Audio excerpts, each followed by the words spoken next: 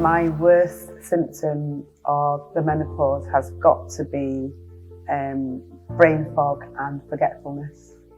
When the heat came on, I just wanted to do the Hulk and just tear my clothes off. It was that intense. The worst experience is the disorientation that I felt and the fear, because at that point I didn't know what was happening to my body.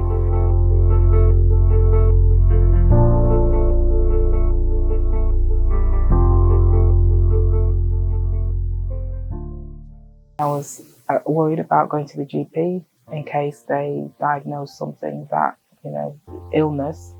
But then when I went to my GP, thankfully, it was a Black female GP, and she said it would be around 12 months of not having a cycle that they could officially say that I was into my menopausal stage. She says the stage that you're in at the moment is the perimenopausal stage.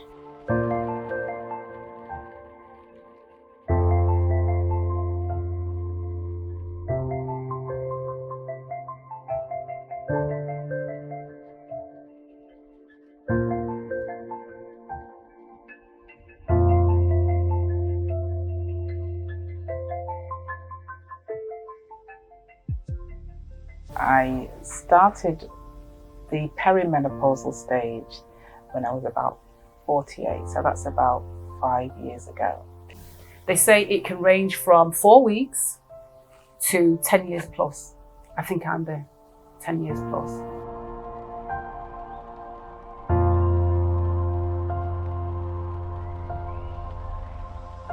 I'll explain to you what the brain fog feels like for me. It feels like somebody has got an elastic band and it's wrapped around my brain and they're pulling it tighter and tighter and tighter. And the tighter they pull it, the more confused, the more foggier my mind gets. So I'll be saying, Jadzia, I like your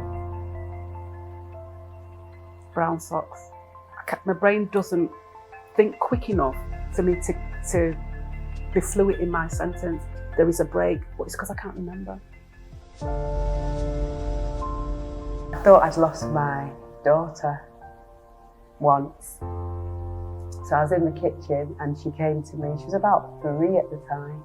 And I said to her, go and lie down for your nap. Then when I realised it's been quite a while, she's been very quiet, let me go and get her. I went to the chair where she normally is and she weren't there. So my mind just told me somebody had come in the house, took her out. I went out on the street, went up and down the road, phoned the police came.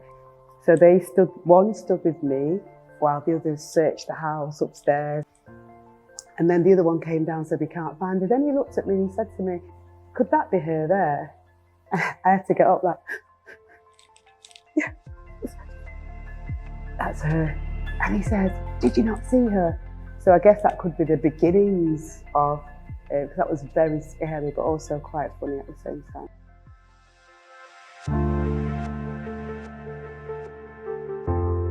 Work-wise, I am really struggling, and I make no secret of it to anybody. It's like I said to my manager, I am not going to play the martyr and pretend I can do this job when I can't. I'm forgetting things they're telling me to do. Simple things. His advice to me was be resilient. Well, I can't be resilient. I'm not in work at the moment because of that. So my sickness at the minute is work-related stress. But I know it's to do with the menopause as well. I know that.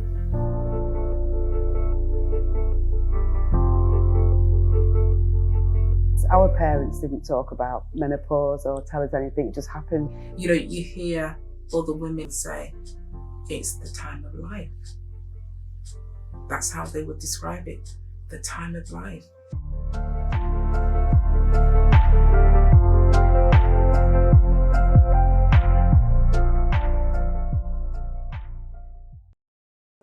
With a smile and a hug, a standing ovation and loud unending applause, who have experienced for decades and survived the 3 stages, peri, before, and post, after, menopause.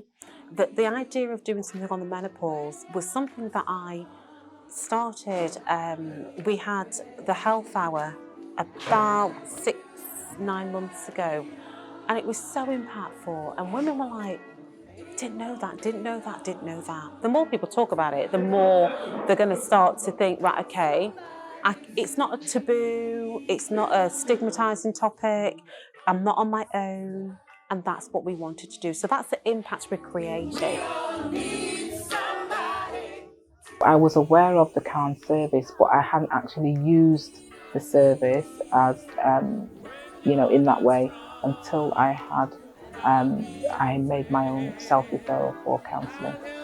Going to, up to now, 2 of their events has been eye-opening, enlightening, informative, knowledgeable. I think the speakers are first class.